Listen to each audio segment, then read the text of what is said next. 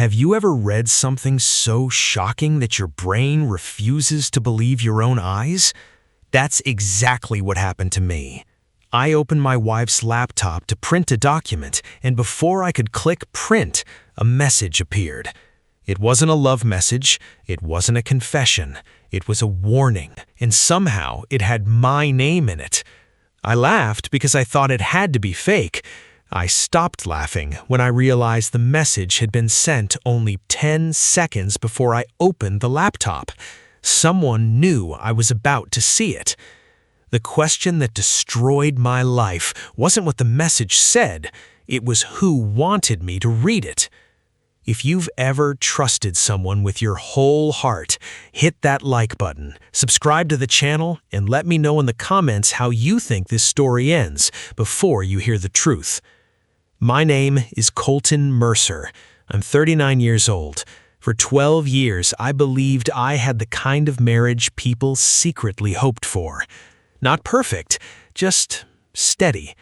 My wife, Delaney, and I built a quiet life in Columbus, Ohio.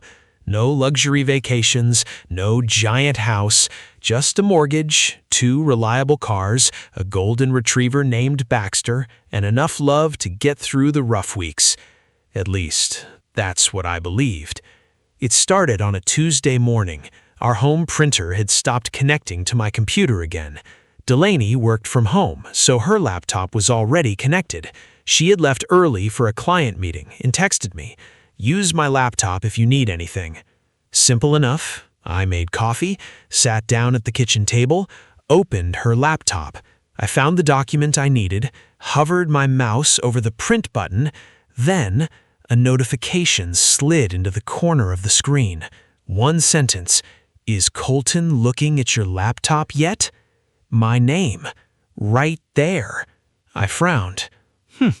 Weird joke. I clicked the notification. The sender's name wasn't saved, just a phone number. The newest message appeared. If he reads everything, it's over for both of us. My stomach tightened. I checked the timestamp. 10 seconds ago. 10 seconds ago. I slowly looked toward the front window. The blinds were open. Someone outside could see into the kitchen. I stood up so fast my coffee spilled across the table. I checked the driveway. Nothing. No parked cars, no neighbors staring, no delivery truck. Just silence. I picked up the phone beside the laptop and called Delaney. Straight to voicemail. I texted, "Call me, right now." Nothing. I looked back at the screen. Another message arrived. "Don't answer him." My blood turned cold. Whoever was texting knew I had called. Wait, how? I grabbed the laptop and closed every curtain in the house. Maybe I was overreacting. Maybe. But every instinct I had was screaming that something was wrong. Really wrong. I opened the conversation again. Hundreds of messages. Not weeks. Months. The first ones were harmless. Complaints about work, family dinners, bills. Then they changed. "He's too trusting. He'll never check. Just keep smiling." I couldn't breathe. I kept scrolling. There was no affair, no romantic messages. That almost made it worse, because whatever this was, it wasn't about love. It was about me. Then I saw a photo. It was my signature, copied onto a blank sheet of paper. Underneath it, "Practice until it matches." Oh no, I actually whispered it out loud. Oh no. My hands started shaking. Why would anyone practice my signature? I opened another attachment, a scanned document, a loan application, $500,000. Borrower, Colton Mercer. I'd never seen it before. My signature sat at the bottom. Perfect. Too perfect. Because it wasn't mine. Someone had forged it. I heard Baxter bark outside. The sound made me jump. I looked through the blinds. The mail carrier was walking away. I laughed, a nervous laugh. I was falling apart over every little sound. Then another message appeared. "Delete everything before he notices." I didn't think. I took pictures of every screen with my phone, every message, every document, every attachment. My instincts told me one thing: don't touch anything else. Save it. I closed the laptop. 5 minutes later, the front door opened. Delaney walked in. She froze. The laptop was sitting on the kitchen table, closed, right in front of me. She looked at me, then at the laptop, then back at me. "Did you print your document?" Her voice sounded normal, too normal. I stared at her. Who's trying to forge my signature? The color drained from her face. She didn't answer. I stood up. "I asked you a question." Silence. Then she whispered, "You weren't supposed to see that." Those 6 words hurt more than any confession.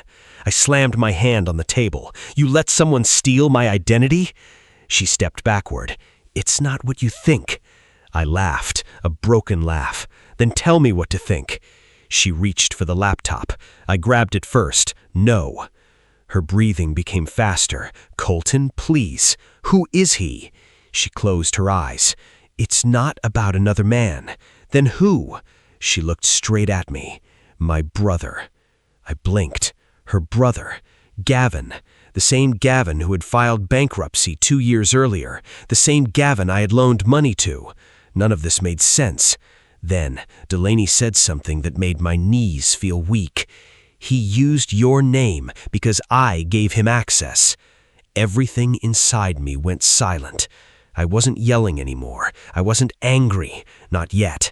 I was trying to understand how 12 years of marriage had led to this kitchen, this laptop, and one message that had just destroyed everything.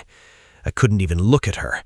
The room felt smaller, like the walls had moved in while I wasn't paying attention. I shook my head. "You gave your own brother access to my identity?" Delaney nodded once, very slowly. Tears filled her eyes. "It was supposed to be temporary." I laughed. Not because anything was funny, because I honestly didn't know what else to do. Temporary? My credit score was good, Colton. Yours was excellent. Gavin said he only needed one application to keep his business alive. So you forged my signature? No. She looked down. I let him scan old tax returns, bank statements, copies of your driver's license. My chest tightened. You handed him everything. I didn't think. No, I cut her off. You did think. You just thought I would never find out. She started crying. I was trying to help my brother. And who was helping your husband? Silence. Heavy silence. Then I asked the question that mattered. Where is Gavin? She hesitated. That hesitation told me everything. You already warned him. She didn't answer. I grabbed my truck keys. Don't! I looked at her. For 12 years, she had been the first person I trusted. Now, every word coming out of her mouth sounded rehearsed. I'm done listening. She reached for my arm. Please! I pulled away. She slapped me. The sound echoed through the kitchen. We both froze. Her eyes widened. Oh my God! She covered her mouth. I didn't mean. I touched my cheek. It barely hurt. What hurt was realizing the woman I loved had crossed one more line. Quietly, I said, "Don't ever touch me again." I walked out. I didn't drive to Gavin's apartment. Instead, I drove to the bank. The fraud department listened carefully. They froze every account connected to my name. Then I contacted an attorney. His name was Preston Hale. He spent almost 2 hours reading every screenshot. Finally, he leaned back. This isn't just identity theft. What is it? It's organized financial fraud. My stomach dropped. He slid one page toward me. Your name appears on 4 different business loans. What? 3 credit lines. That's impossible. And he paused. A warehouse in Indiana. I've never even been to Indiana." "I know."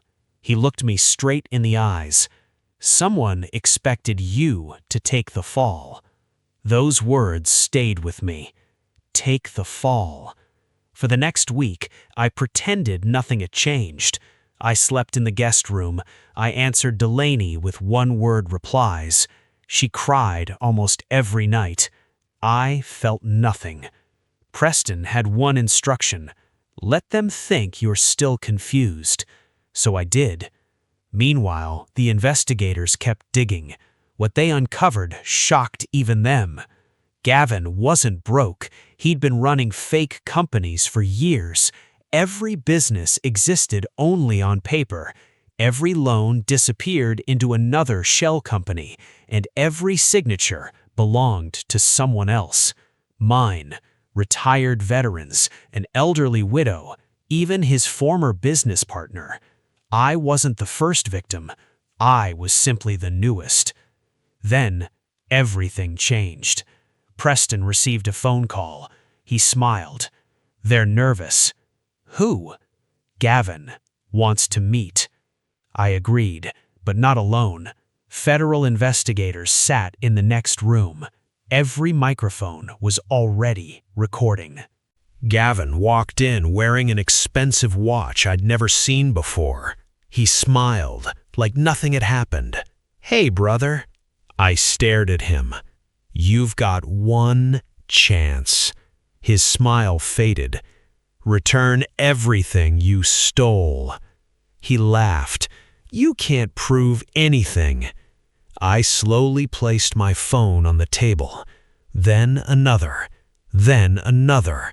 3 different phones, each filled with screenshots, copies, backups, cloud downloads. His expression changed. I watched the confidence disappear from his face. "You kept all of it?" I nodded.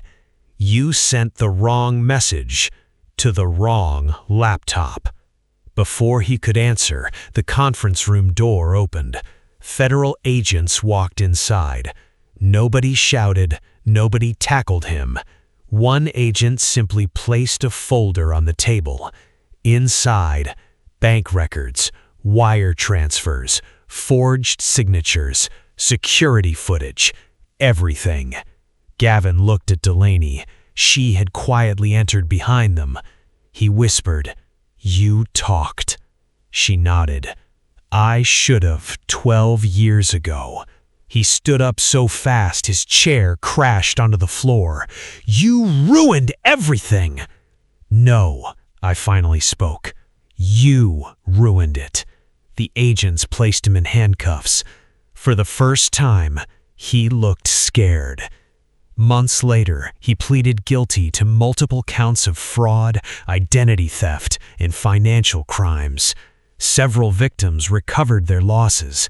The rest finally learned who had stolen their names. Delaney wasn't charged with the fraud itself, but she admitted what she'd done. She accepted responsibility. That didn't save our marriage.